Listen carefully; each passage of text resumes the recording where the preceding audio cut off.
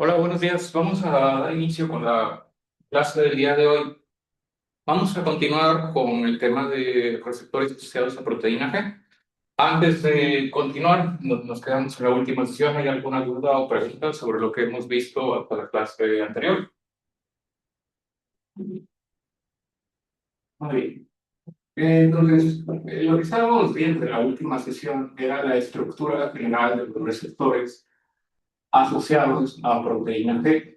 Estos receptores son el tipo más abundante de nuestro cuerpo que se encuentra en una gran cantidad de células y responde a una gran variedad de hormonas. Existen varios tipos de receptores asociados a proteína G, de los cuales vamos a ir hablando a lo largo de esta clase. En la última sesión vimos que el sitio de acción era el receptor, el sitio en el cual la hormona ejercía su efecto en otra célula o en otro tejido. Y hay muchos tipos de receptores que pueden estar en el exterior de la célula, o sea, en la membrana celular, o adentro de la célula, en el núcleo o en el citoplasma. La estructura general, como la hormona ejerce sus efectos, es lo que describimos en la clase anterior. La hormona, siendo el primer mensajero, que actúa en un receptor. El receptor usualmente activa un efector que se puede encontrar en el interior de la célula o en la membrana celular, y ese efector se encarga de producir al segundo mensajero.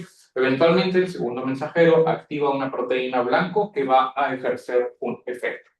Entonces, en el caso de lo que estábamos viendo en la última sesión, vimos que una hormona determinada se encargaba de activar al receptor, en este caso al receptor asociado a proteína G. La hormona se une al receptor asociado a proteína G, produce la separación de la subunidad beta-gamma de la subunidad alfa, y la subunidad alfa es la que se encarga de estimular al efector. En este caso, lo que hace el efector, que es la adenilciclasa, es convertir el ATP en AMP cíclico. Utiliza ATP para convertirlo en el segundo mensajero, justamente como lo veíamos en la estructura en el lado derecho. El efector, que en este caso es la adenilciclasa, se encarga de producir al segundo mensajero, que en el caso específico de este receptor es el AMP cíclico, que es el adenosín monofosfato cíclico. Por lo tanto, al activarse el receptor, se incrementan los niveles de AMP cíclico. Y este segundo mensajero, como lo vemos acá, tiene como propósito activar a una proteína blanco en el interior de la célula. En este caso, el incremento en las concentraciones de AMP cíclico va a provocar la activación de una proteína blanco, que en este caso se llama proteína quinasa A, para ser más precisos todavía. La proteína quinasa A está formada por dos subunidades. Al igual que la proteína G, que puede tener una subunidad alfa y una subunidad beta gamma, la proteína quinasa también está formada por dos subunidades. Estas dos subunidades de la proteína quinasa son la subunidad reguladora inhibitoria y la subunidad catalítica. Esas dos unidades son partes de la proteína que están unidas. Cuando se une la hormona al receptor, se incrementan los niveles de AMP cíclico. Esto va a producir el incremento en la activación de esta proteína quinasa. La activación de esta proteína quinasa sucede cuando esta porción de la proteína, la subunidad reguladora inhibitoria, se separa. El nombre nos dice exactamente qué es lo que hace. La subunidad reguladora inhibitoria tiene como propósito inhibir a la subunidad catalítica, que es la que se va a encargar de generar un efecto. La subunidad catalítica lo que va a hacer es fosforilar a ciertas enzimas que se encuentran en el interior de esa célula particular, y lo que va a hacer es activarlas. Las activan mediante el proceso de fosforilación. La fosforilación es el proceso a través del cual se utiliza ATP para unir un grupo fosfato a una determinada enzima y de esa manera activarlo. Una disculpa, no me he dado cuenta que no estaba aquí. Bien, ahí está. para de esa manera activarla. Entonces, esto nos va a producir una enzima fosforilada que está activa. Y eso va a producir a su vez un efecto determinado ya en el interior de la célula. Aquí pues estamos hablando de manera general de lo que ocurre o del proceso de señalización intracelular que ocurre en la mayor parte de las células que tienen este tipo de receptores. Pero pues cuando lo vemos de esta manera puede resultar un poquito difícil de entender y para esto es que vamos a poner un ejemplo de una célula real y de un efecto real que sucede en nuestro cuerpo para poder entender un poco mejor qué relación tienen todas estas señales intracelulares con lo que ocurre en la vida real. El, una de las hormonas que vamos a revisar en este curso es la insulina y el glucagón. Estas dos hormonas se encargan de regular nuestros niveles de glucosa en la sangre. La insulina y el glucagón actúan a través de receptores como todas las hormonas, pero vamos a hablar en particular nosotros del glucagón. El glucagón es una hormona que al activar a su receptor va a generar un incremento en los niveles de glucosa en nuestra sangre. Esta hormona se produce en las células alfa del páncreas o de los islotes pancreáticos y actúa en receptores asociados a proteína G que tienen una subunidad alfa-S, como este que está aquí. Entonces, lo que vamos a hacer es simplemente describir todos los pasos que ocurren cuando se libera esta hormona. Esta hormona se libera cuando nuestros niveles de glucosa en la sangre están en niveles bajos. Eso quiere decir, la glucosa en nuestra sangre normalmente se mueve en un rango de entre 60 a 100 miligramos por decilitro en periodos de ayuno, o sea, cuando no acabo de comer, porque obviamente cuando como se incrementan mis niveles de glucosa. Pero en periodos de ayuno, los niveles de glucosa se mueven entre 60 y 100. Cuando bajan los niveles de glucosa en la sangre, esto produce o estimula la liberación de glucagón. Y esta hormona actúa en receptores asociados a proteína G que se encuentran específicamente en varios tejidos, pero para nuestro propósito vamos a hablar de los receptores que se encuentran en el hígado. En el hígado es donde se almacena la glucosa que nosotros no utilizamos de manera inmediata después de comer. Cuando nosotros comemos, algo de la glucosa que acabamos de ingerir se utiliza de manera inmediata, pero la que no utilizamos se puede almacenar en el hígado o en el músculo esquelético en forma de glucógeno. Y ese glucógeno se utiliza para actividades más adelante cuando estamos ya en ayuno, cuando ya llevamos varias horas sin comer. Entonces, lo que estimula el uso de ese, de ese glucógeno es justamente esta hormona, el glucagón.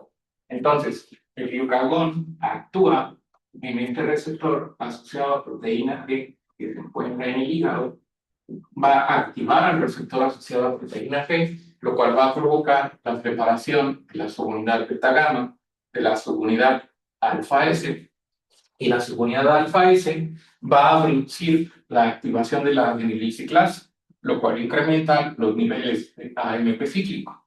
Y posteriormente, el incremento en los niveles de AMP cíclico produce la separación de la subunidad reguladora inhibitoria de la subunidad catalítica de la proteína quinasa A. Y la subunidad catalítica, en el caso específico de lo que ocurre a nivel del hígado o en los hepatocitos, que son las células hepáticas, es la fosforilación de una enzima que se llama fosforilasa quinasa.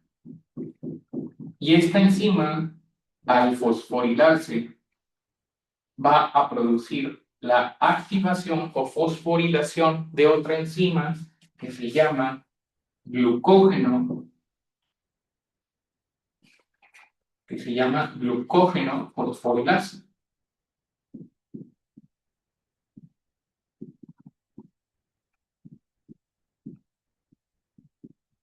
Y esta enzima lo que va a hacer es romper el glucógeno hepático,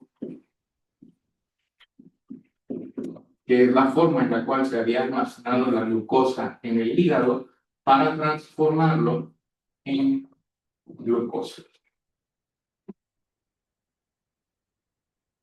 Y esa es la forma en la cual el glucagón que se libera desde el páncreas estimula el incremento en los niveles de glucosa en la sangre al romper el glucógeno hepático almacenado en el hígado y transformarlo o convertirlo en glucosa.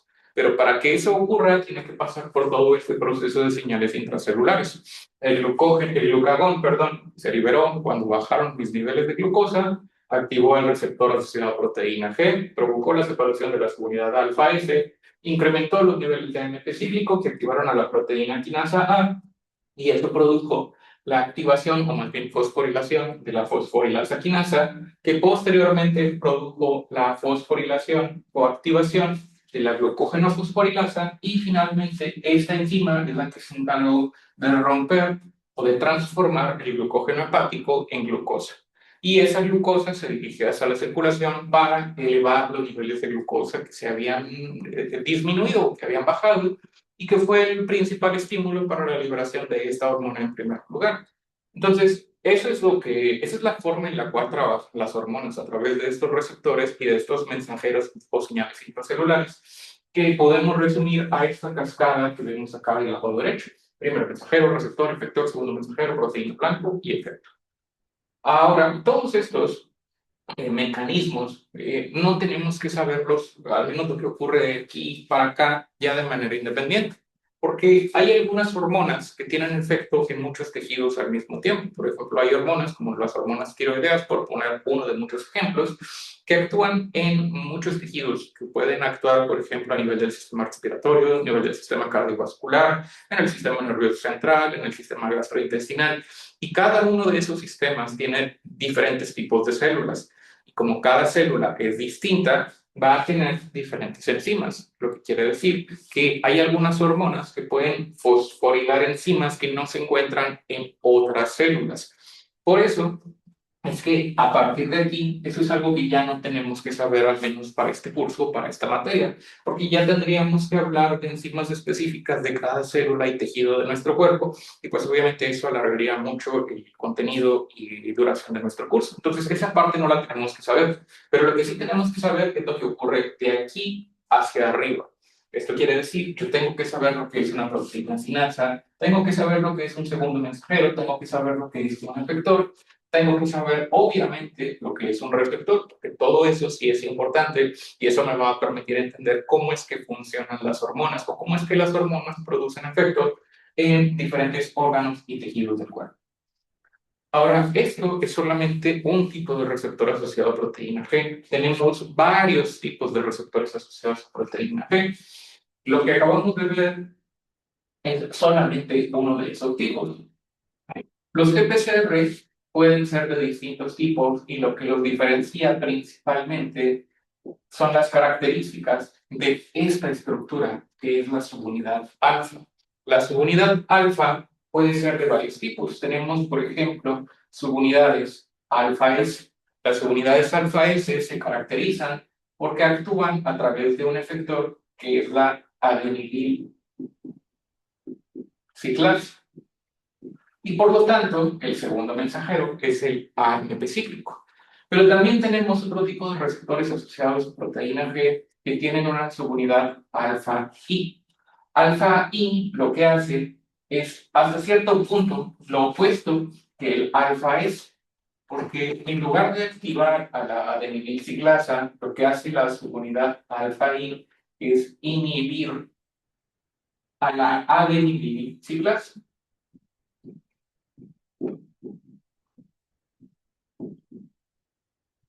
Y esto puede estar presente en un mismo tipo de células. Esto quiere decir que, por poner un ejemplo, yo puedo tener una célula que tenga estos dos tipos de receptores al mismo tiempo. Yo puedo tener, por ejemplo, una célula en cuya membrana celular tenga un receptor asociado a proteína G que tiene una subunidad alfa S. Y tengo al mismo tiempo, en la misma membrana celular, otro receptor asociado a la proteína G que tiene una subunidad alfa I. Y estos dos pueden estar presentes al mismo tiempo en esa misma célula y van a funcionar como un mecanismo regulador sobre la adenilciclasa. Esto quiere decir que puede que haya una hormona número uno que actúa sobre un receptor asociado a proteína G con una subunidad alfa-S. Y este va a producir la estimulación de la adenilciclasa, lo cual se va a traducir en un incremento en los niveles de AMP cíclico. Pero al mismo tiempo, la célula necesita mecanismos reguladores que eviten una sobreproducción de una determinada enzima o una activación excesiva de un determinado mecanismo. Y para eso es que sirven este tipo de receptores, porque estos receptores funcionan como una especie de mecanismo regulador. Puede que haya otra hormona en la sangre, una hormona número 2, que active este tipo de receptor, y al activar la subunidad alfa-I, lo que va a producir esto es una inhibición de la adenilciclasa, que tiene como propósito detener la producción de AMP cíclico y de esa manera evitar que una célula trabaje de más, que una célula produzca demasiado de algo o de un determinado efecto para evitar que haya daños en ese tejido o en otro tejido en alguna otra parte del cuerpo. Entonces, para eso es que funcionan los receptores asociados a proteínas que tienen esta subunidad. Pueden funcionar como receptores reguladores para evitar que haya una sobreproducción de una determinada hormona o de un determinado efecto al inhibir a la adenilciclasa. Y finalmente tenemos otro tipo de receptores asociados a proteína G que tienen otro tipo de subunidad, que tienen una subunidad que se llama alfa. Este otro tipo de receptores funcionan de una manera bastante diferente a los receptores alfa-S y alfa-I. Estos funcionan a través de otro efector que se llama fosfolipasa C o PLC. Este efector tiene otros efectos de los cuales vamos a hablar a continuación. Todos son receptores asociados a proteína G, pero un solo receptor, o más bien, el receptor asociado a proteína G puede trabajar de maneras distintas dependiendo del tipo de subunidad que tenga en su interior. El receptor tiene una subunidad alfa-Q, por ejemplo, va a trabajar de una manera bastante diferente al que tiene la subunidad alfa-S. Vamos a ver a continuación cómo es que funciona esto.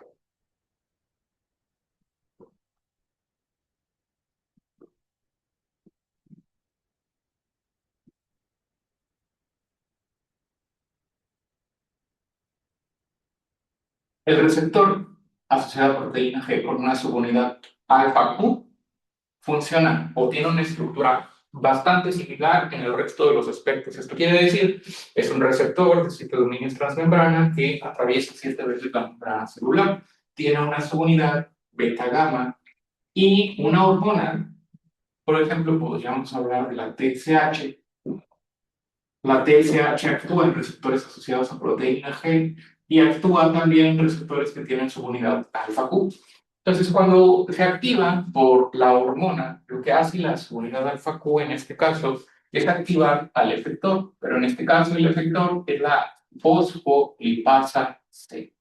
La fosfolipasa C va a ocasionar la conversión de una molécula que se encuentra en la membrana celular que se llama fosfoinositol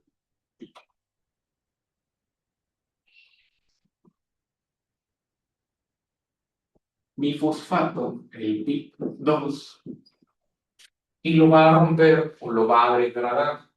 Y al actuar sobre el BIP2 se van a producir los segundos mensajeros. En este caso, nuestro efector es la fosfolipasa C. Y la fosfolipasa C va a producir a los segundos mensajeros. Que para el fin de este tipo de receptor, el segundo mensajero es el inositol trifosfato o el inositol 1,4,5 trifosfato y el diacilglicerol.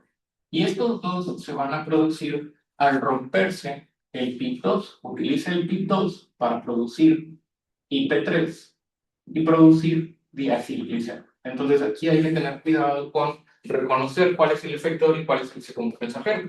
El efector, en este caso, es la fosfolipasa C y los segundos mensajeros son el diacilglicerol y el inositol trifosfato. Entonces, este es el efector y lo que hace el efector es producir a los segundos mensajeros. Lo que hace el efector es degradar o romper el PIP2 para producir a los segundos mensajeros. Estos dos van a trabajar a través de mecanismos diferentes, pero al final el resultado va a ser similar. Lo que hace el IP3, por ejemplo, en el interior de las células, es dirigirse hacia el retículo endoplásmico o el retículo sarcoplásmico, dependiendo del tejido, pero en el retículo endoplásmico lo que va a hacer es ocasionar la salida de calcio del retículo, incrementando los niveles de calcio en el interior de las células.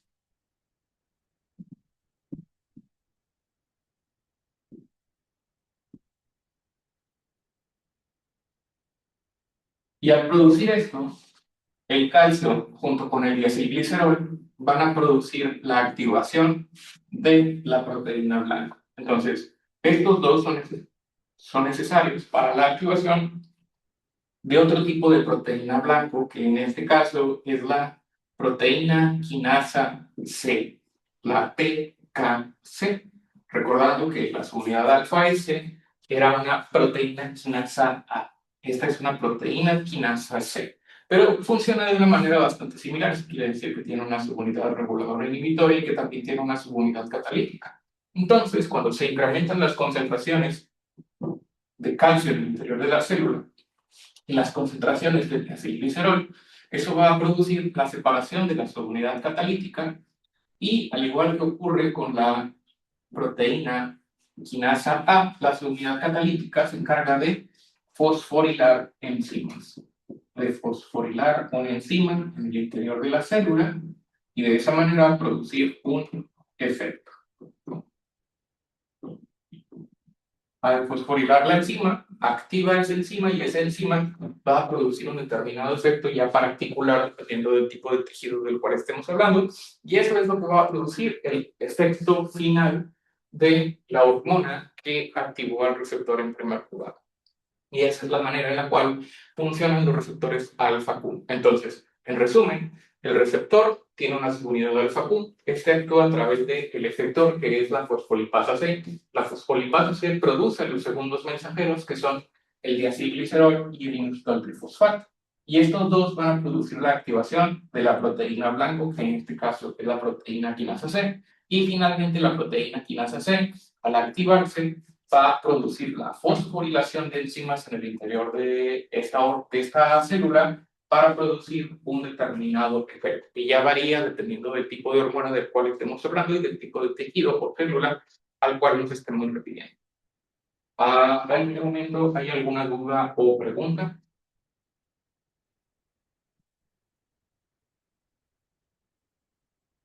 Muy bien.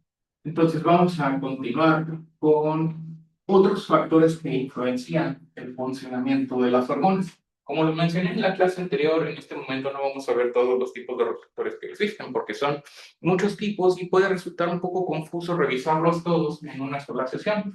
¿Por qué? Porque pues todos tienen un proceso similar, aunque no idéntico, pero tienen un proceso en el cual activan enzimas en el interior, pueden producir segundos mensajeros, y los procesos pues pueden resultar un poquito confusos si los vemos todos en una sola clase. Por eso es que los vamos a distribuir a lo largo de estas 4 semanas. En este momento solamente vamos a revisar este receptor y si alcanzamos esta clase más tarde, vemos otro tipo de receptor o en su defecto ya lo estaremos viendo en la siguiente sesión. Vamos a continuar todavía con las generalidades del sistema endocrino para pasar posteriormente al siguiente tema, que es el de hipotálamo e hipófisis. Otros puntos importantes que tenemos que conocer sobre las hormonas son otros factores que determinan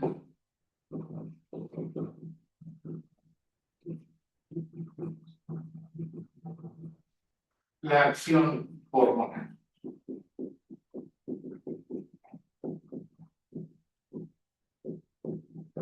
Hay varias cosas que van a afectar la forma en la cual una hormona interactúa con su receptor, o qué tan probable es que una hormona active a su propio, a un receptor en particular. Por ejemplo, sabemos que las hormonas son moléculas que se encuentran en la sangre y que esas moléculas están en el torrente circulatorio y que van a llegar a tejidos específicos para activar receptores que se encuentran en la membrana celular o en el interior de la célula. Entonces, tenemos hormonas que se encuentran en el torrente circulatorio, que pueden ir libres o unidas a proteínas, y que van a actuar en receptores que se encuentran en las membranas celulares, como los receptores asociados a proteína G, de los cuales ya hablamos. Entonces, ¿qué factores van a afectar la probabilidad de que una hormona active un receptor? En primer lugar, algo bastante obvio, que es la concentración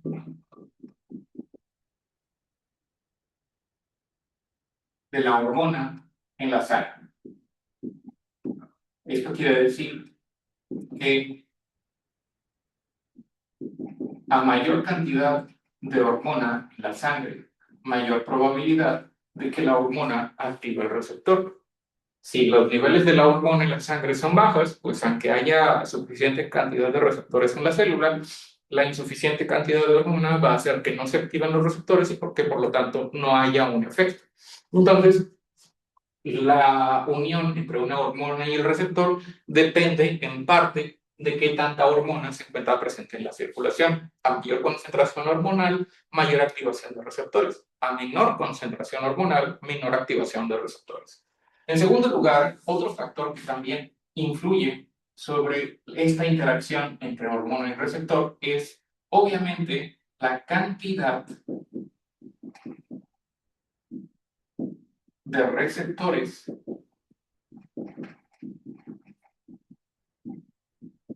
en la célula. ¿Qué sería lo opuesto? Yo puedo tener una cantidad muy alta de hormona en la sangre, pero si no tengo receptores en las células, la hormona no tiene forma de producir un efecto.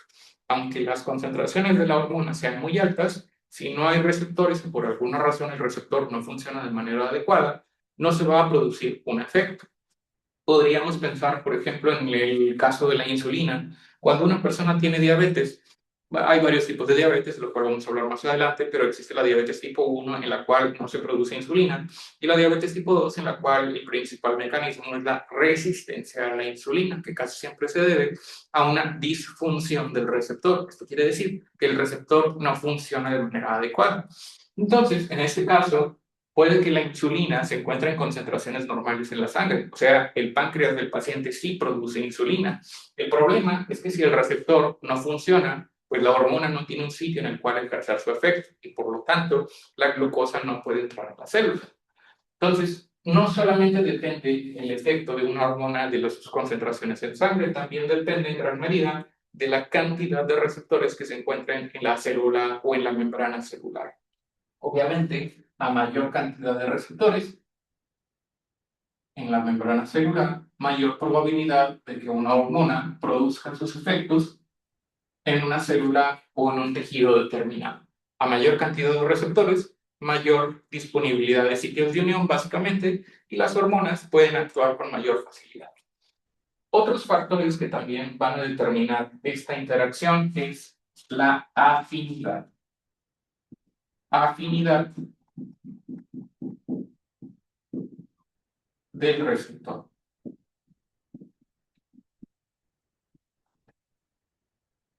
Esto se refiere a que una hormona puede actuar en un determinado receptor o en varios receptores al mismo tiempo. Esto quiere decir que pueden ser receptores que tienen características distintas o más bien que haya diferentes hormonas que pueden actuar en el mismo receptor.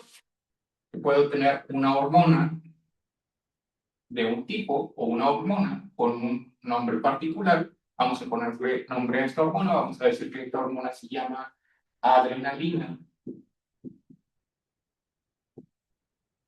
Y esta otra hormona se llama noradrenalina.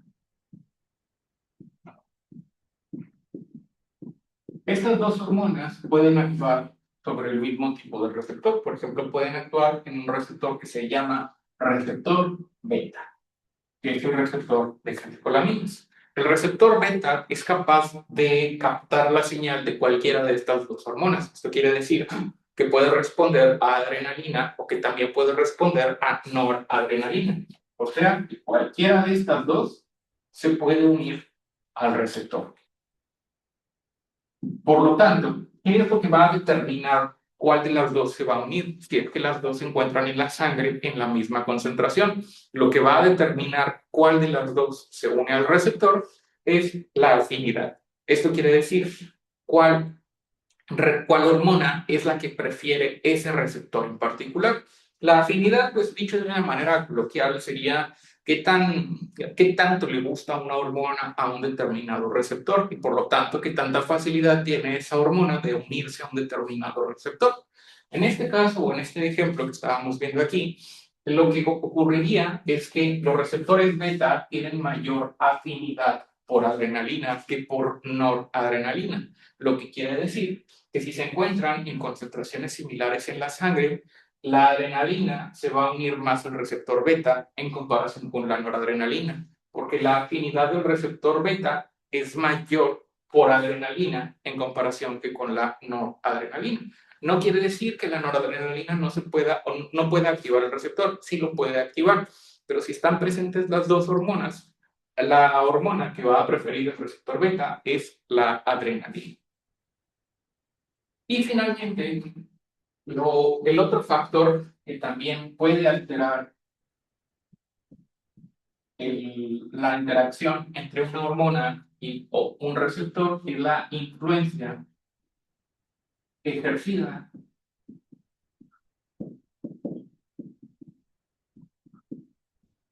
por otras hormonas.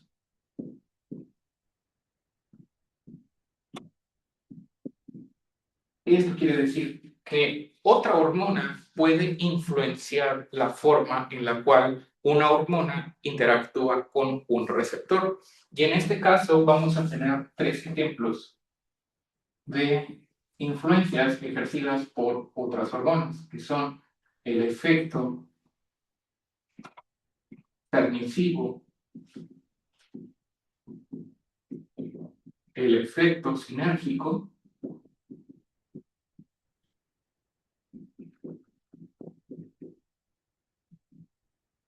y el efecto antagónico.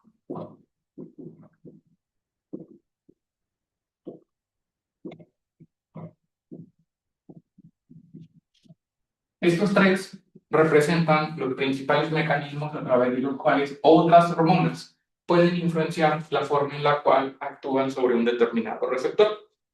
Primero vamos a hablar del efecto permisivo.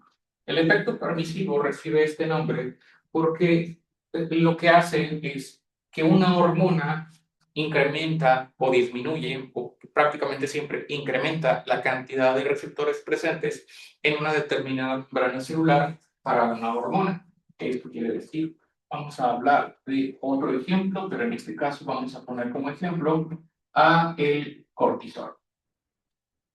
El cortisol actúa, primero hay que hacer la aclaración, el cortisol actúa en receptores intracelulares, eso quiere decir que se encuentran en el interior de la célula, pero para fines de este ejercicio o con fines educativos vamos a asumir que el receptor del cortisol se encuentra en la membrana celular, cosa que no sucede así, es nada más con fines ilustrativos para entender el efecto permisivo. El cortisol es una hormona que se encuentra en la sangre y que actúa en receptores de cortisol.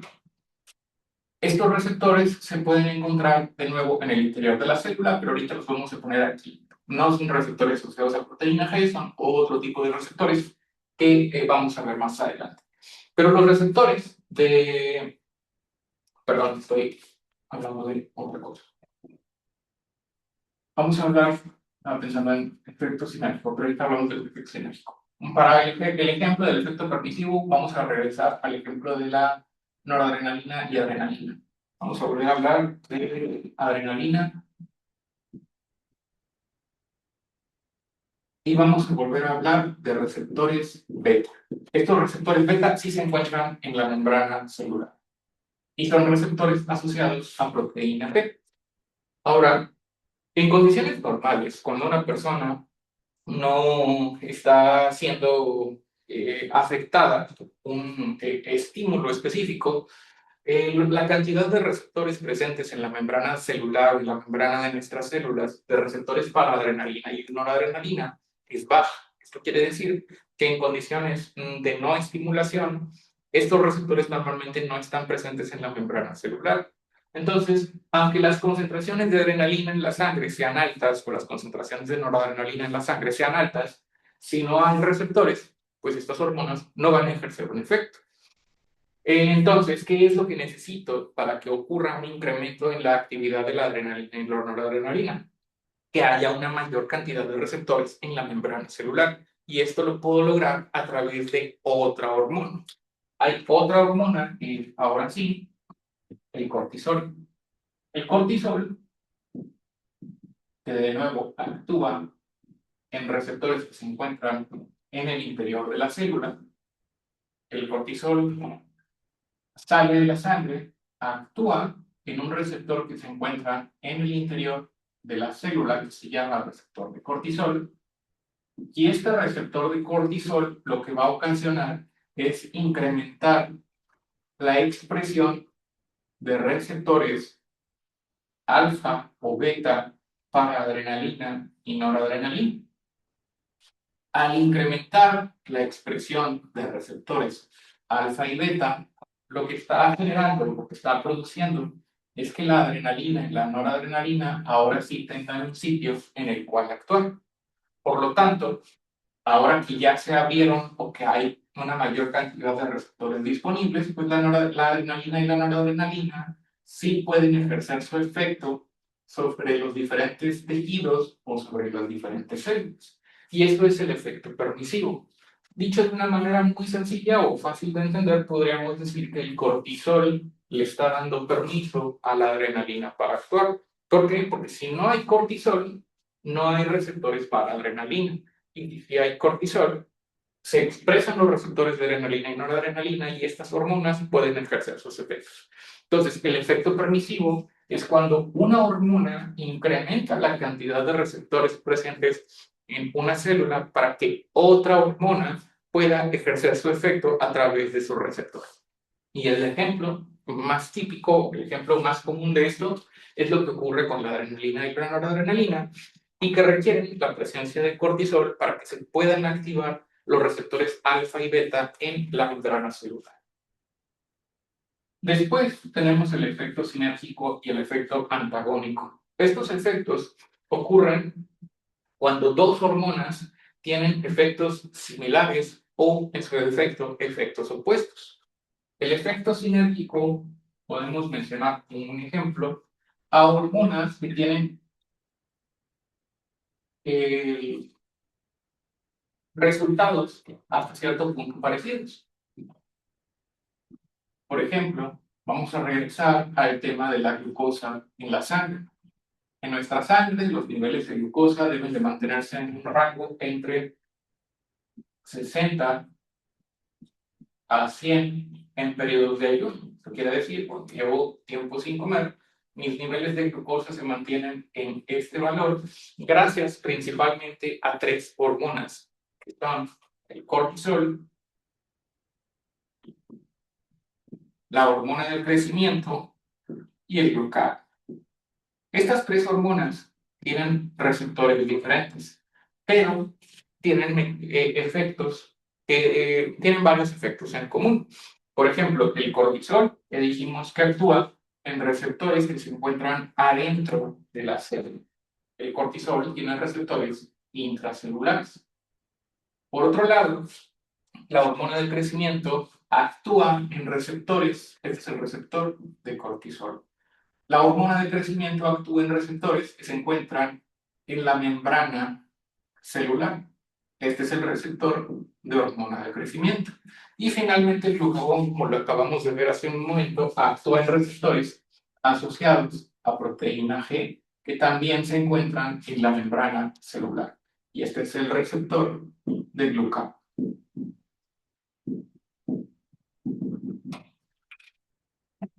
Estas tres hormonas tienen muchos efectos, cada una de ellas, pero hay un efecto que tienen en común.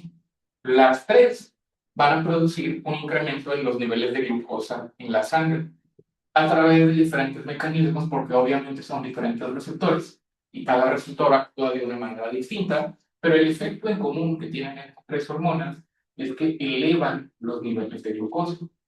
Entonces, la razón por la cual nuestro cuerpo es tan eficiente para mantener los niveles de glucosa es que no depende solamente de una hormona, sino que hay varias hormonas que pueden tener un efecto relativamente similar. Entonces, cuando se están bajando nuestros niveles de glucosa, estas tres hormonas actúan de manera independiente, pero son bastante eficientes para elevar los niveles de glucosa. A lo que se refiere al efecto sinérgico es que la definición de este efecto, la suma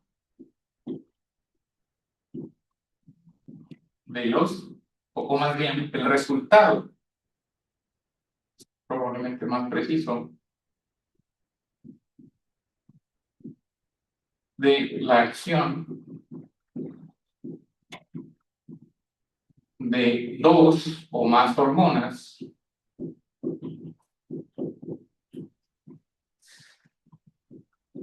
es mayor a la suma de sus efectos individuales.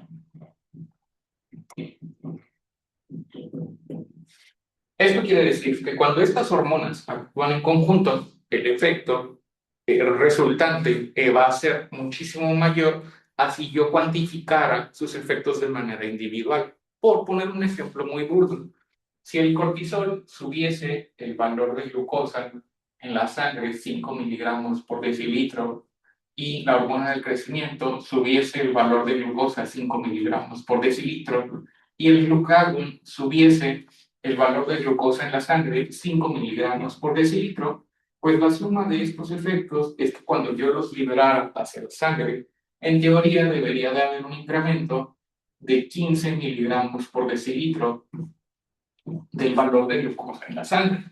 Pero en la vida real esto no sucede así. En la vida real, cuando estas tres hormonas, el cortisol,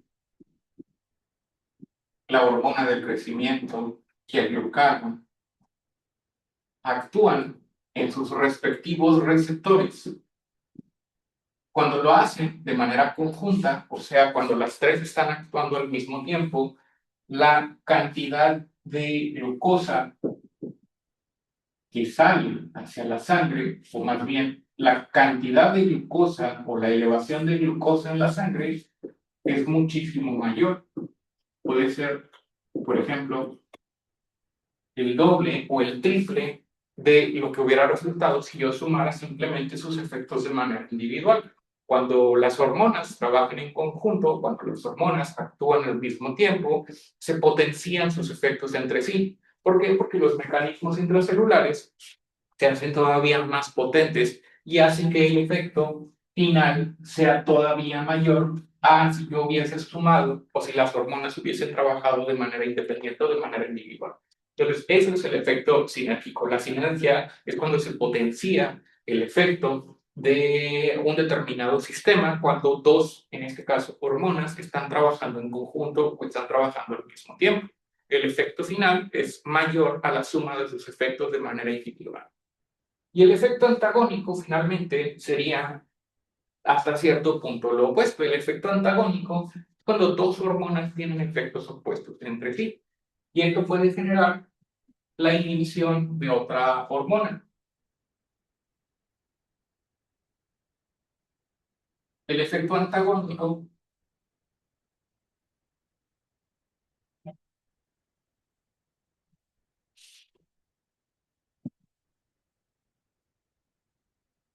podría ser lo que veíamos hace un momento, de cuando una hormona o un receptor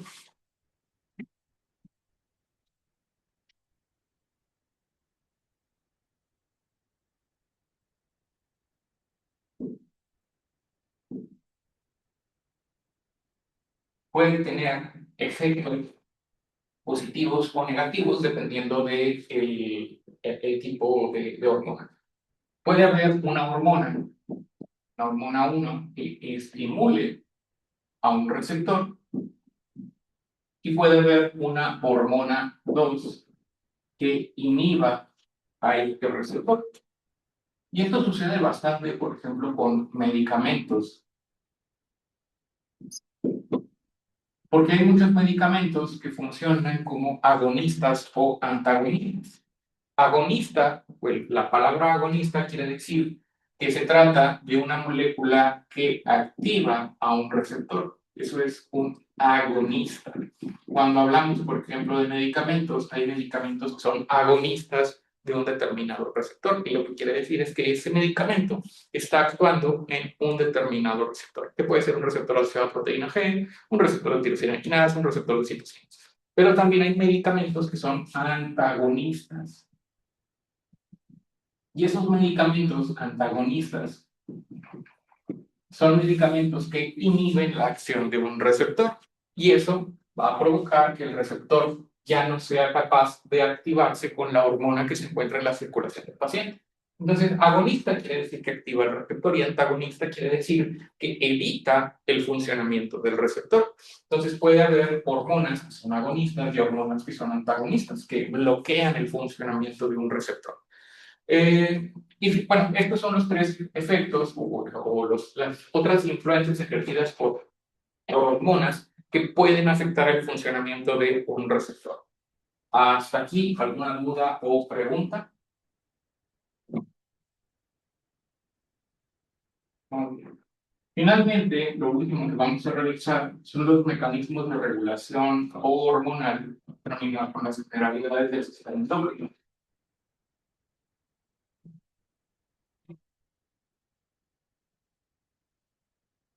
Los mecanismos de regulación hormonal.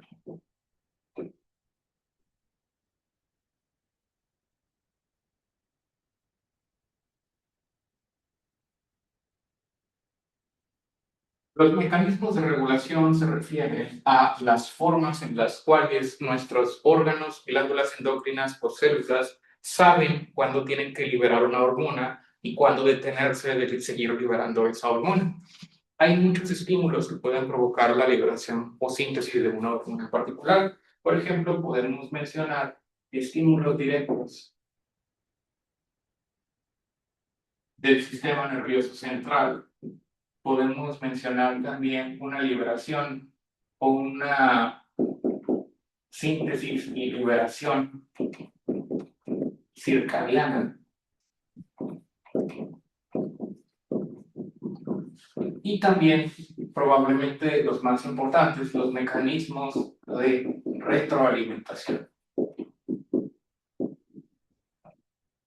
Que a su vez puede ser una retroalimentación positiva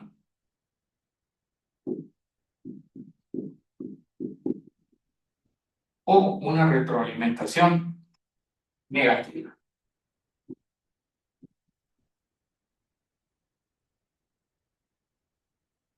Un ejemplo de estímulos del sistema nervioso central que pueden producir la liberación de una hormona es lo que ocurre con algunas hormonas que se producen en la corteza suprarrenal. La corteza suprarrenal, perdón, no en la corteza suprarrenal, en la médula suprarrenal más específicamente, que es una glándula de la cual vamos a hablar en semana 3. Esta glándula produce desde la médula suprarrenal tres hormonas que son la noradrenalina,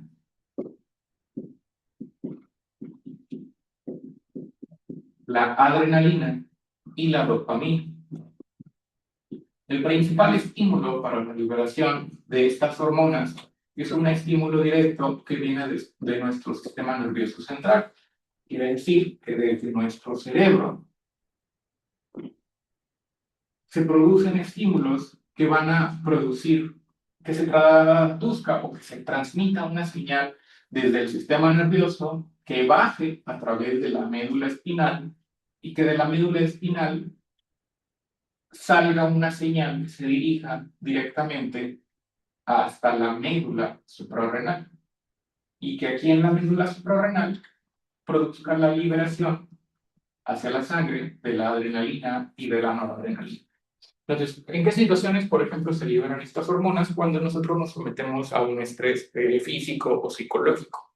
¿Qué puede llegar a suceder cuando, por ejemplo, nos enfrentamos a una situación de peligro? Si, por ejemplo, vemos que se está incendiando una casa, eso lo detectamos a través de un estímulo visual, pero también lo podemos detectar a través de un estímulo auditivo.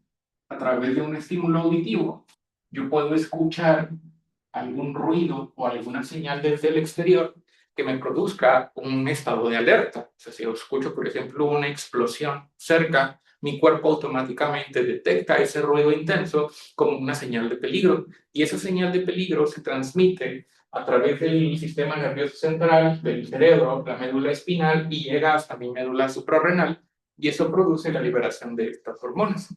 También podría ser a través de otro sentido, como el olfato, por ejemplo. Si yo empiezo a oler el olor típico de las cosas cuando se están quemando, si yo huelo eso cuando estoy en mi casa o cuando estoy en la escuela, voy a pensar que hay algo que se está incendiando en este momento y eso va a activar este sistema que me va a poner en alerta. Entonces, estas hormonas son un ejemplo de cómo estímulos que vienen directamente desde nuestro cerebro, desde nuestro sistema nervioso central, pueden provocar la liberación de una hormona. Y de nuevo en semana 3, cuando veamos el funcionamiento, síntesis y liberación de estas hormonas, vamos a ver cómo es que ocurre ese proceso ya de manera más particular, cómo es que una neurona produce la liberación de las hormonas ya más específicamente. Después tenemos también la liberación circadiana. La liberación circadiana se refiere a una liberación pulsátil que tienen algunas hormonas. Esto quiere decir, el ciclo circadiano es el ciclo que describe nuestros periodos de sueño y vigilia. Dicho de una manera más sencilla, los periodos del día en los cuales estamos despiertos y los periodos del día en los cuales estamos dormidos. Y hay algunas hormonas que tienden a liberarse de manera pulsátil y que tienen una liberación mayor en el día o en la noche. Por poner un ejemplo, podemos mencionar a la hormona del crecimiento. La hormona del crecimiento es una hormona que tiende a liberarse de manera pulsátil. Esto quiere decir que todo el día se está liberando, pero hay un momento del día en particular en el cual se libera más hormona del crecimiento, que es aproximadamente en la madrugada, cuando nosotros estamos dormidos. Los niveles de esta hormona tienden a ser mayores durante la noche. Cuando estamos dormidos es donde hay una mayor liberación de hormona del crecimiento. Y posteriormente, a lo largo del día, van disminuyendo un poco los niveles de esta hormona en nuestra sangre. Y luego, cuando volvemos a dormir, lo volvemos a estar en ese estado de sueño profundo, es cuando se vuelven a elevar los niveles de hormona del crecimiento y vuelven a alcanzar su punto más alto para volver a reducirse nuevamente a lo largo del día. Esa liberación mayor de la hormona del crecimiento probablemente obedece a que es durante el sueño que ocurre la reparación de la mayor parte de nuestros órganos y tejidos. Cuando estamos dormidos, cuando estamos en ese proceso de recuperación o de restauración, se libera esta hormona y es cuando esta hormona estimula la reparación de todos los tejidos que se pudieron haber lesionado durante el día. Y es también cuando ocurre el crecimiento. Por ejemplo, en el caso de los niños, cuando están en ese proceso de crecimiento, que es cuando el crecimiento es más acelerado durante la infancia y la adolescencia, en niños que por alguna razón no están teniendo sus periodos de sueño normales o que están teniendo periodos de sueño más cortos de lo normal, esos niños no producen un adecuado nivel de hormona del crecimiento y pueden tener retraso en el crecimiento o alcanzar una talla menor a la esperada de acuerdo a la altura de sus padres. Y eso se puede deber a que hay una alteración en el ciclo de liberación normal de la hormona. Si no duermo lo suficiente, no se libera la hormona y por lo tanto no voy a crecer como crecería si es que tuviese un periodo de sueño normal. Y a eso se refiere la liberación circadiana. Eso no es exclusivo de la hormona del crecimiento, hay otras hormonas que tienen este patrón de liberación similar, o sea, que tienen mayor liberación en la mañana o en la noche, y lo vamos a ir viendo a lo largo de este curso también. Y finalmente, el último mecanismo de liberación en el cual nos vamos a enfocar es el mecanismo de retroalimentación positiva y negativa. Particularmente el mecanismo de retroalimentación negativa, que es el que más tiene participación en el proceso de regulación de las hormonas de nuestro cuerpo. Este mecanismo se refiere a que hay algunos ejes endocrinos que se encargan de regular la liberación de muchas hormonas de nuestro cuerpo. Y el principal eje al cual nos vamos a estar refiriendo en este curso es el eje hipotálamo.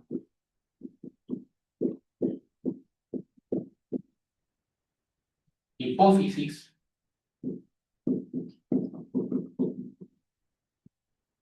glandular.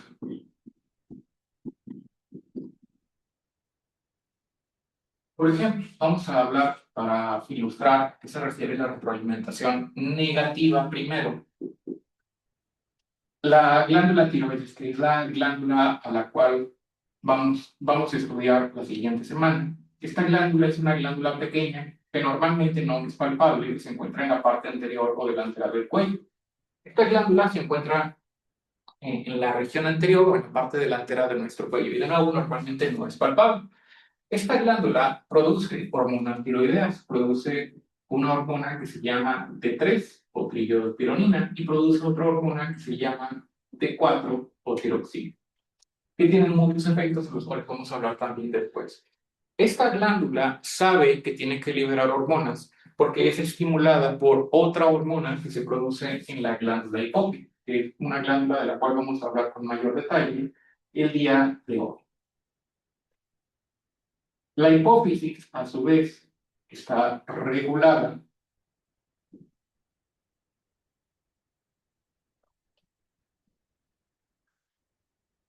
por otra estructura que se encuentra en nuestro sistema nervioso o en nuestro cerebro, que se llama hipotálamo.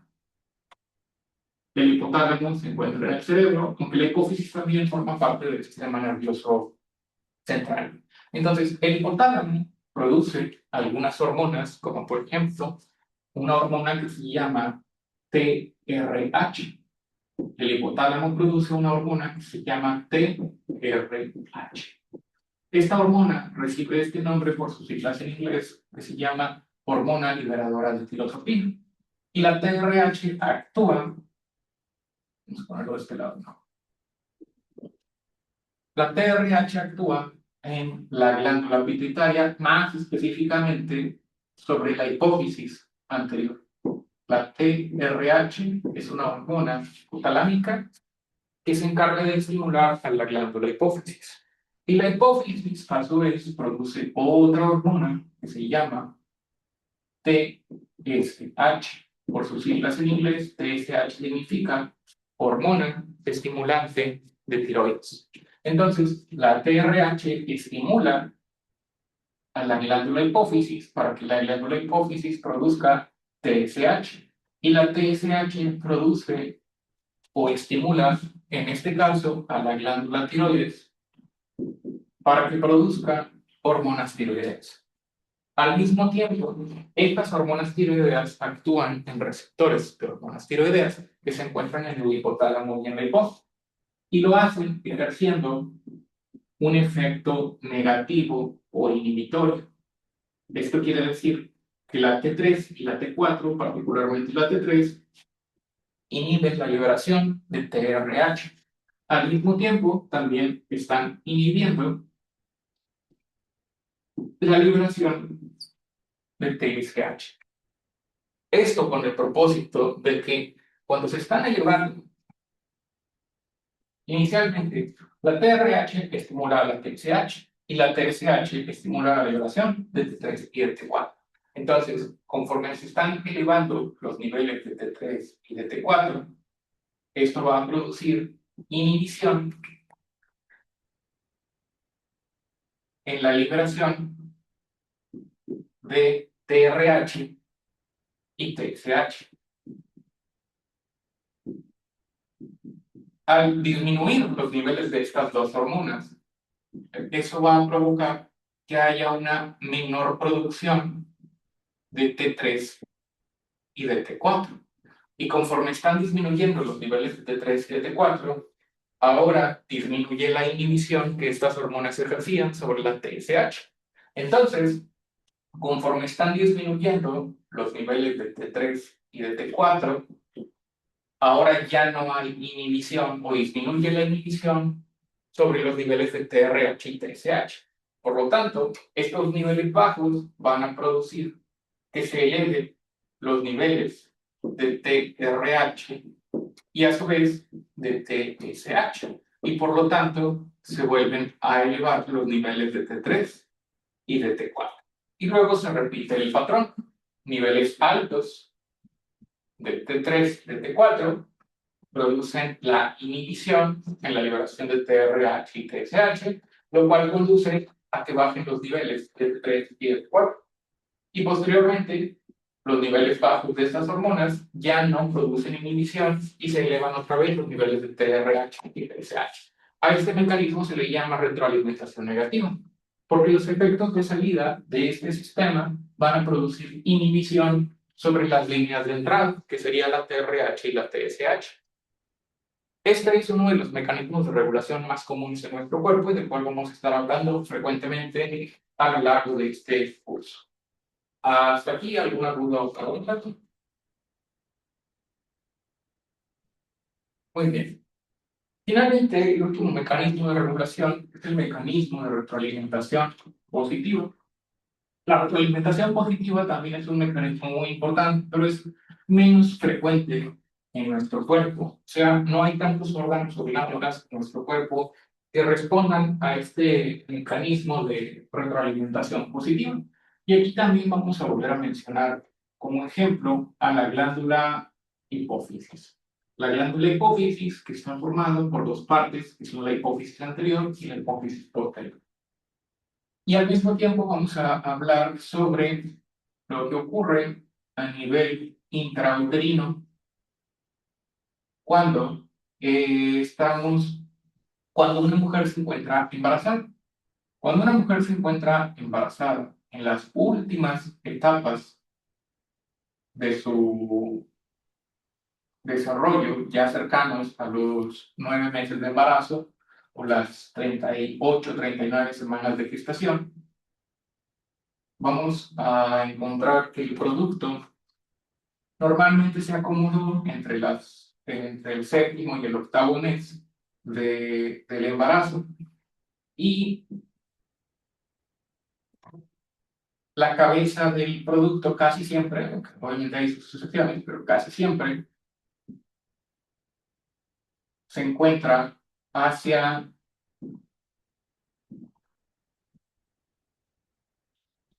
el canal vaginal, que estaría por acá.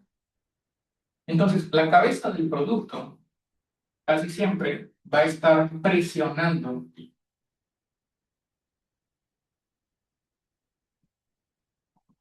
el cuello del útero. Entonces, la cabeza ejerce presión sobre el cuello uterino. Y obviamente no sale porque el cervix, que es el punto en el cual se une el canal vaginal y que conecta con el útero, está cerrado. Entonces, ya cuando el bebé alcanza un tamaño apropiado, cuando ya es muy grande, la cabeza del producto empieza a presionar contra el cuello uterino. Y eso va a producir que las células del cuello uterino produzcan una hormona que vimos en la clase anterior, que se llama prostaglandina. Va a incrementar los niveles de prostaglandina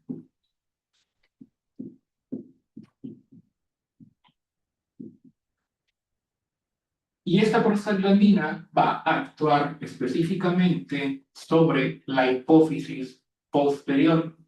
Sobre la hipófisis posterior, las prostaglandinas van a producir o van a estimular la liberación de una hormona que se llama oxitocina. La oxitocina es una hormona que tiene muchos efectos, pero uno de los efectos de la oxitocina es estimular la contracción uterina.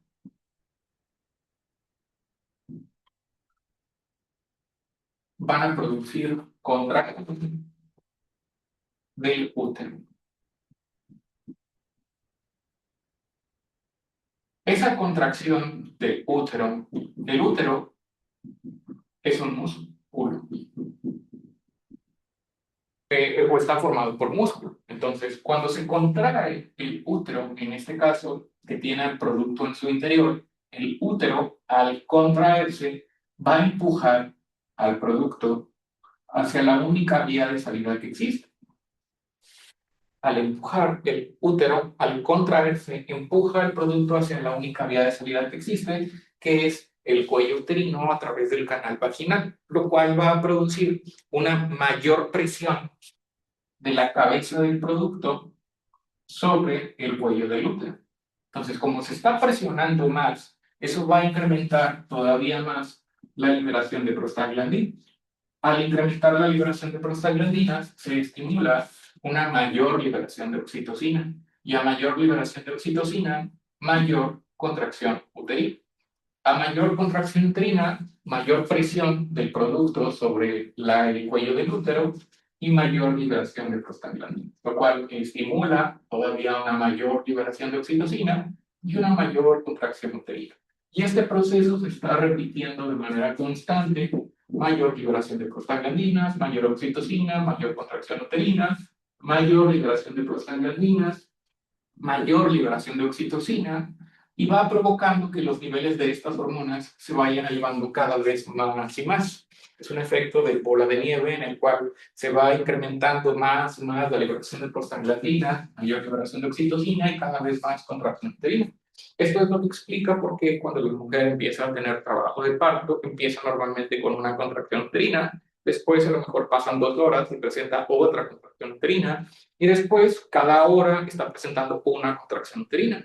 Y luego las contracciones empiezan a aparecer de manera más frecuentes. Quiere decir, al principio aparecían cada hora, y luego aparecen cada 40 minutos, y luego cada 30 minutos, y luego cada 20 minutos, y luego cada 10 minutos, y luego está teniendo contracciones cada 5 minutos, y luego está teniendo contracciones cada minuto o cada 30 segundos. Y eso sucede justamente porque se fueron elevando de manera progresiva los niveles de prostaglandinas y los niveles de oxitocina, ocasionando que las contracciones cada vez sean más frecuentes y más potentes.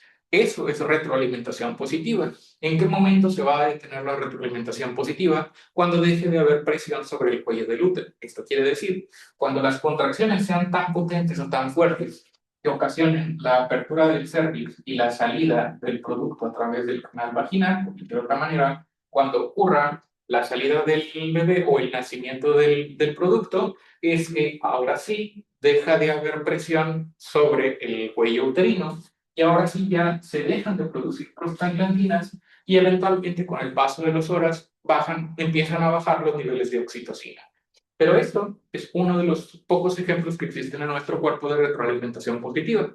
Hay otros ejemplos, como es el caso del ciclo menstrual en la mujer, en el cual también hay un ciclo de retroalimentación positiva con la liberación del pico de hormona luteinizante, pero no es el punto de esta sesión, que simplemente es para señalar cómo es que funciona la retroalimentación positiva, en la cual los efectos de salida del sistema, en este caso que sería la contracción uterina, potencian todavía más a los sistemas de entrada, que en este caso serían el incremento en los niveles de prostaglandina.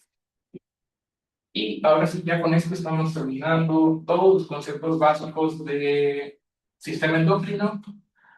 Vuelvo a preguntarles, ¿hay alguna duda o pregunta sobre algo de lo que acabamos de ver hasta el momento?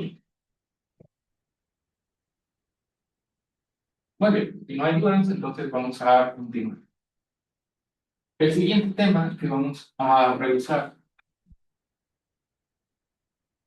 es el de hipotálamo, hipófisis, que son dos estructuras de las cuales ya hablamos brevemente. El hipotálamo y la hipófisis son dos estructuras que se encuentran en el sistema nervioso central.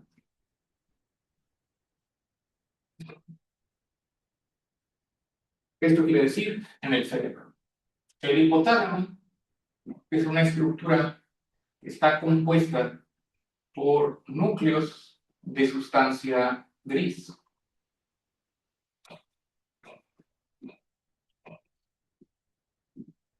Mientras que la hipófisis está compuesta por dos porciones, una porción anterior y una porción posterior. La hipófisis específicamente se encuentra en una estructura del cráneo que se llama silla turca.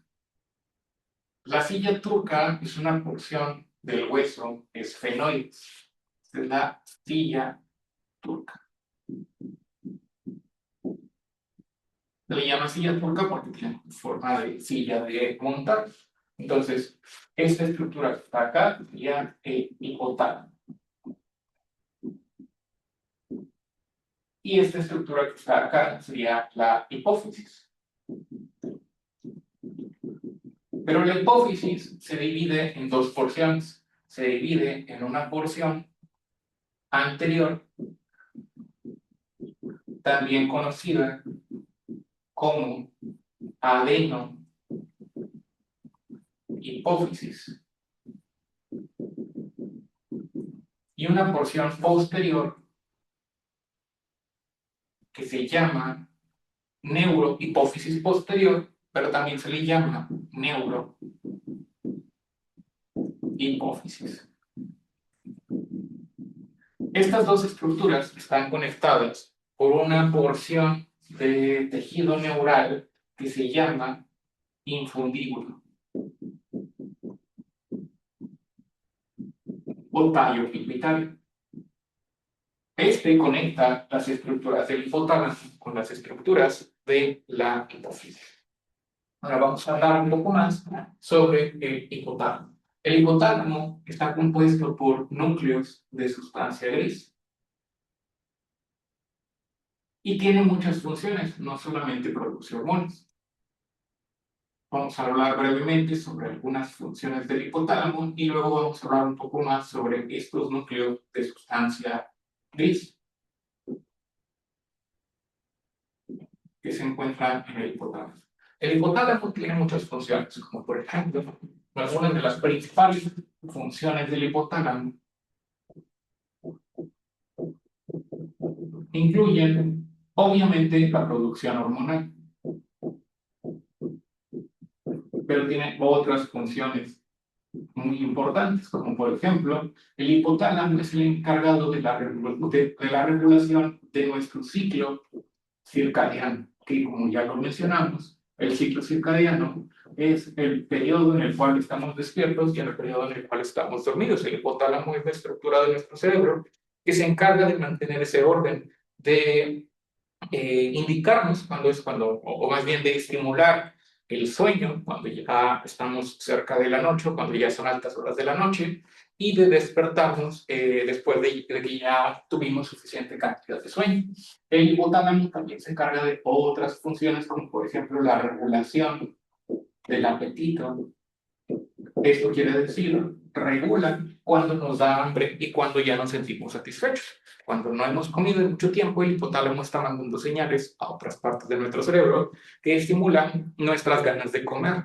Y el hipotálamo también se encarga de recibir las señales que vienen de otra parte del cuerpo para que ya empecemos a sentir saciedad. Esto quiere decir, cuando ya comí suficiente comida, el hipotálamo es el encargado de recibir señales que vienen del tejido adiposo, del estómago o del páncreas para decir a nuestro cerebro que ya hemos ingerido suficiente comida.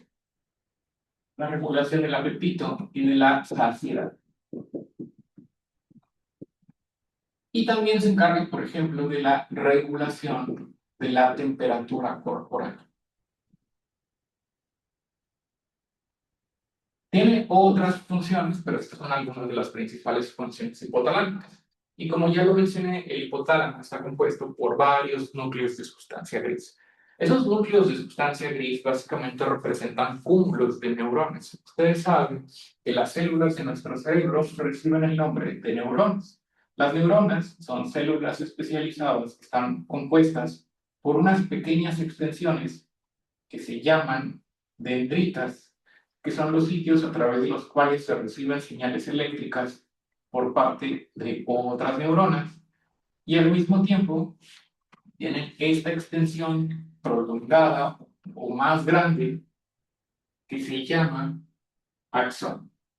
El axón es la porción de la neurona que se encarga de transmitir una señal eléctrica hacia otras partes o hacia otras neuronas. El axón normalmente tiene una terminal que se conecta con las dendritas de alguna otra neurona. Y el axón normalmente está recubierto por una vaina de mielina. Una vaina de mielina que permite que la conducción o transmisión eléctrica sea muchísimo más rápida a como sería si es que no estuviera esta cubierta de mielina. La mielina básicamente son lípidos, básicamente podríamos decir hasta cierto punto que la mielina es grasa. Y esa es la estructura normal de una neurona. Está compuesta por un soma, que es el cuerpo, las dendritas, que son los sitios para recibir señales de otras neuronas, y el axón, que es la estructura a través de la cual se transmite la señal eléctrica. Ahora, los núcleos de sustancia gris representan áreas de nuestro cerebro en las cuales están están agrupados los cuerpos neuronales, o dicho de otra manera, están agrupados los somas. Esto quiere decir que un núcleo de sustancia gris es básicamente un área del cerebro en donde están juntos o en donde están agrupados muchos cuerpos neuronales, que a su vez tiene su propio axón. Entonces, esos sitios en donde hay muchos cuerpos neuronales se llaman núcleos y se les llama de sustancia gris porque macroscópicamente, cuando nosotros vemos el cerebro, vamos a observar que tiene una coloración un poco más grisácea o un poco más oscura. Justamente a esa coloración macroscópica del cerebro, la razón por la cual coloquialmente decimos sustancia gris y sustancia blanca. La sustancia gris son las áreas de nuestro cerebro en donde se encuentran los cuerpos neuronales. Y la sustancia blanca son los sitios en los cuales pasan los axones principalmente.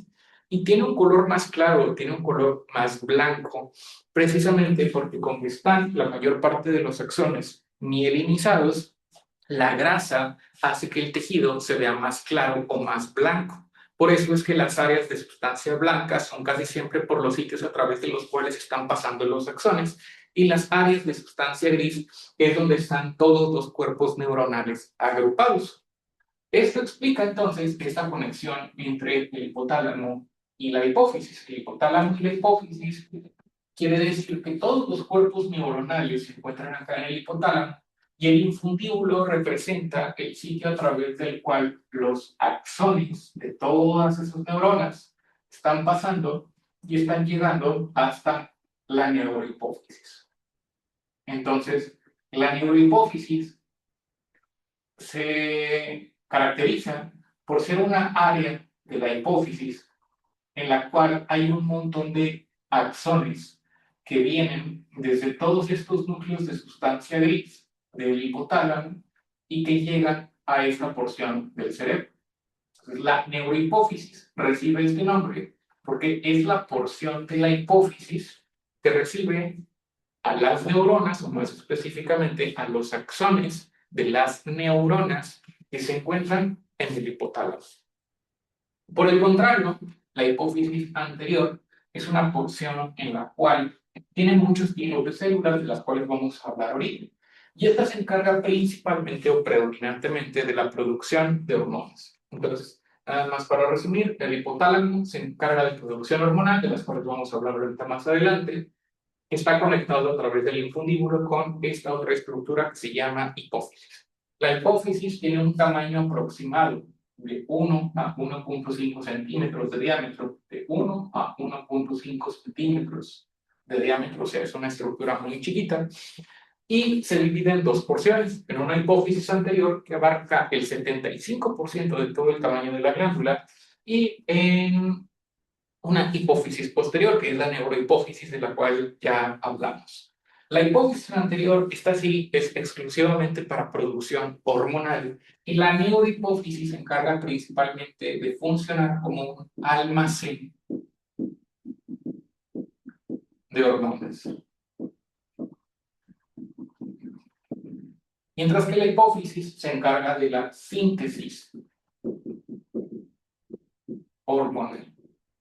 Ahora, cuando hablamos de almacén de hormonas, no nos referimos a las hormonas de la hipófisis anterior, nos referimos a las hormonas o a algunas de las hormonas que produce el hipotálamo. El hipotálamo produce muchas hormonas que se dirigen hacia la hipófisis anterior y hacia la hipófisis posterior, pero las que van específicamente hacia la hipófisis posterior son dos específicamente, son la hormona antidiurética y la oxitocina. Estas dos hormonas no se producen en la neurohipófisis, se producen en el hipotálamo, viajan a través del axón y terminan en la neurohipófisis. Y en la neurohipófisis se almacenan hasta que se requieren y son liberadas hacia la circulación. Mientras que la hipófisis anterior, esa sí produce sus propias hormonas y las libera directamente hacia la circulación. La hipófisis está irrigada o tiene su perfusión por medio de las arterias hipofisiarias, pero más importante todavía es el sistema portal hipofisiario. El sistema portal hipofisiario consiste en una red, o en dos más bien redes de venas que se encargan de irrigar prácticamente todo el tallo hipofisiario y una gran parte de la hipófisis. Un sistema portal se refiere a un grupo o una red venosa, lo que quiere decir que este tejido está irrigado por sangre venosa. Normalmente los tejidos reciben su principal aporte sanguíneo de nutrientes por sangre arterial, pero en el caso de la hipófisis y por ejemplo el hígado también, que tiene un sistema portal, esta irrigación o el aporte de oxígeno y nutrientes es principalmente por sangre venosa. Y ese sistema portal está formado por dos plexos, el plexo primario, que es el que se encuentra principalmente acá en la parte superior del tallo infundibular y la hipófisis, y el plexo secundario, que es el que se encuentra principalmente acá en la parte inferior o en la hipófisis anterior.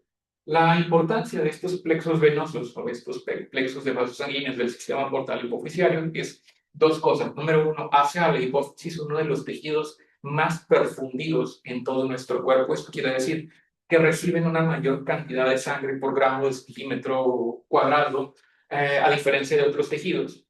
Y otra parte importante es que las hormonas que vamos a ver ahorita que se producen en el hipotálamo viajan a través del sistema portal para alcanzar la hipófisis y de esa manera estimular la liberación de las hormonas en la hipófisis.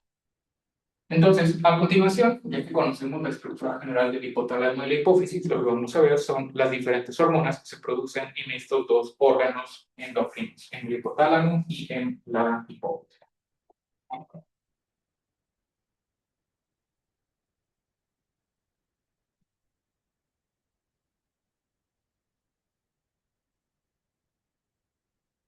El hipotálamo va a producir hormonas que van a estimular o inhibir a las hormonas hipofisiales. Esto quiere decir que el hipotálamo, a través de sus distintos núcleos,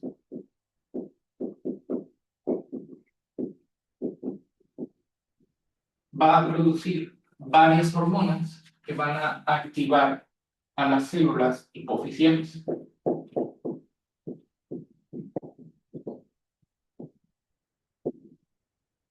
En la hipófisis tenemos diferentes tipos de células. Va a haber diferentes tipos celulares. Perdón, aquí vamos a hablar principalmente de la hipófisis anterior, de la adenohipófisis. Los tipos celulares de la hipófisis anterior incluyen a las células lactotropas,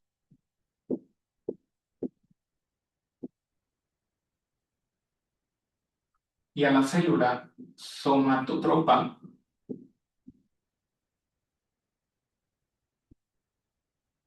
Y al mismo tiempo, también existen otros 4 tipos celulares, que son las células tirotropas, las células corticotropas y finalmente las células gonadotropas. Y hay otro tipo celular que no produce hormonas, que se llaman células cromófugas, que no se pintan bajo la tinción de hematoxilina y eosina. Inicialmente, las descripciones primeras de la hipótesis se basaban en las primeras tinciones que se desarrollaron para explorar histológicamente los tejidos. Las células lactotropas y las células hematotropas, por ejemplo, son células acidófilas. Estas son células acidófilas.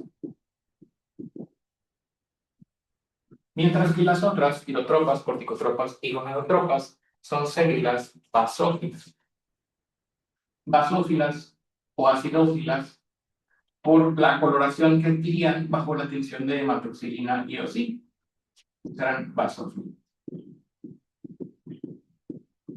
Eventualmente, cuando mejoraron nuestros métodos para distinguir qué tipo de sustancias producían cada célula, nos dimos cuenta de que existían no solamente 2 o 3 tipos de células, o sea, unas que se pintaban de color rosa, otras que se pintaban de color azul o morado, y otras que no se pintaban. O sea, esas eran las descripciones iniciales, sino que nos dimos cuenta de que en general había 6 tipos de células. Las células lactotropas se encargaban de sintetizar una hormona que se llama prolactina, que es la hormona que estimula la producción de leche. Las células somatotropas se encargaban de producir una hormona que se llama hormona del crecimiento.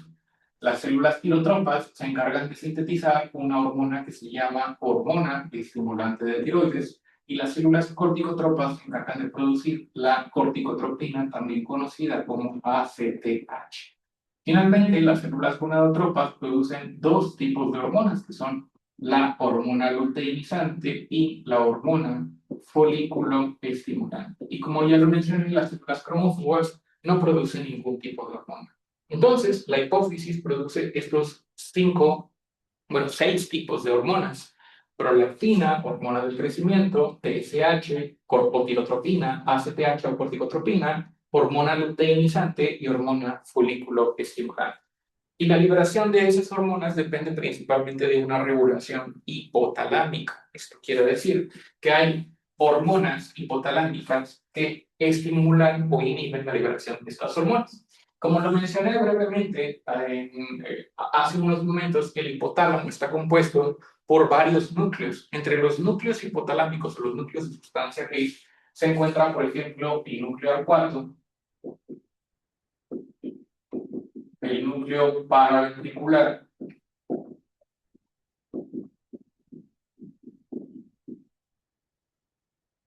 y otros tipos de núcleos como el ventromedial, el núcleo supraóptico, el núcleo 4, el supraóptico, el paraventricular, son algunos de los principales, pero me están faltando muchos. Pero cada uno de esos núcleos puede producir uno o más tipos de hormonas. Por ejemplo, el hipotálamo se encarga de producir una hormona que se llama GH,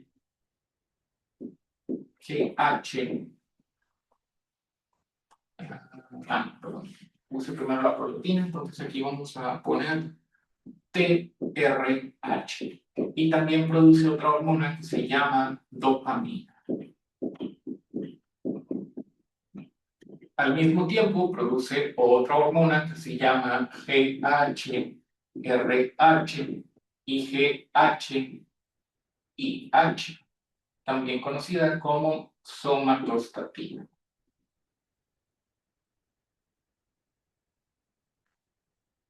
Al mismo tiempo produce otra hormona, bueno, la TRH, de la cual ya hablamos un poco. También produce otra hormona que se llama CRH y finalmente la GNRH. Y produce otras 2 hormonas que son la ADH o vasopresina y la oxitocina. Pero estas no actúan en la hipófisis anterior, sino que se dirigen hacia la hipófisis posterior. Entonces, en este caso, la TRH, por sus siglas en inglés, se llama hormona estimulante de hormona liberadora de tirosina. Y esta hormona tiene varios efectos. Primero, uno de los efectos de la TRH es estimular la liberación de prolactina desde las células lactotropas. Y el otro efecto, o más bien la otra hormona reguladora del hipotálamo, es la dopamina. La dopamina estimula inhibe la liberación de prolactina. Entonces, el hipotálamo tiene una hormona que produce, o más bien, que estimula a las células lactotropas para que produzcan prolactina, y tiene otra hormona que inhibe a las células lactotropas, inhibiendo la producción de prolactina. Al mismo tiempo, sucede algo similar con la hormona del crecimiento. Con la hormona del crecimiento tenemos una hormona que estimula a las células somatotropas para que produzcan y liberen hormona del crecimiento, y tenemos a la somatostatina, hormona inhibitoria de la hormona del crecimiento, que inhibe a las células somatotropas. En el caso de la TRH, CRH y GNRH, aquí es solamente estimulación, porque estas se manejan o se controlan principalmente por el mecanismo de retroalimentación negativa que ya vimos previamente y que vamos a volver a ver más adelante. TRH estimula a las células tirotropas, CRH estimula a las células corticotropas y GNRH estimula a las células gonadotropas. Por lo tanto, podemos decir que la TRH estimula la liberación del TSH. Y como lo vimos hace un momento, la TSH a su vez va a estimular la glándula tiroides para que produzca hormonas tiroideas. La ACTH a su vez estimula a la glándula suprarrenal para que produzca cortisol. La LH y la FSH, dependiendo de si se trata de un hombre o una mujer, de acuerdo al sexo genético, puede estimular los ovarios o los testículos. Pero tanto hombres como mujeres producen las dos. Los hombres producen LH y FSH, y las mujeres también producen LH y FSH. Finalmente, la GH actúa principalmente en los tejidos, pero particularmente en el hígado, para producir una hormona que se llama IGF-1, de la cual vamos a hablar en la siguiente clase, y la prolactina, que actúa en la glándula mamaria para la producción de leche. Entonces, estas son las hormonas hipotalámicas: TRH, dopamina, GHRH, GHIH, TRH, CRH, GNRH, RH y oxitocina. Casi todas son hormonas peptídicas. Por ejemplo, la TRH es un oligopéptido, la dopamina es una monoamina, la GHRH y GHIH son polipéptidos, la TRH yo dije que es un oligopéptido, y CRH y GNRH también son polipéptidos. Entonces, casi todos son hormonas hidrosolubles. Pero ya en la siguiente clase lo vemos con mayor detalle, porque ahorita ya se me acabó el tiempo. Hasta aquí, ¿hay alguna duda o pregunta? Muy bien, entonces vamos a quedarnos aquí. Estamos terminando de ver las hormonas que produce el hipotálamo y la hipófisis. La siguiente clase terminamos de revisar todos estos mecanismos de regulación. Terminamos también, voy a continuar con la patología hormonal, y finalmente vamos a hablar sobre el funcionamiento de estas hormonas, de la hormona del crecimiento, de la prolactina y de sus respectivos receptores, que son los receptores de citocinas. Finalmente, si nos alcanza el tiempo, empezamos con el tema de glándula tiroides y la síntesis de hormonas tiroides. Para esta semana no hay actividades. El primer quiz, el quiz quincenal, es hasta el domingo de la siguiente semana, entonces todavía no es necesario que realice ninguna actividad urgente. Si no hay ninguna otra duda o pregunta, los veo el siguiente martes para continuar con la clase. Gracias. Gracias, doctor. Gracias, doctor. Gracias.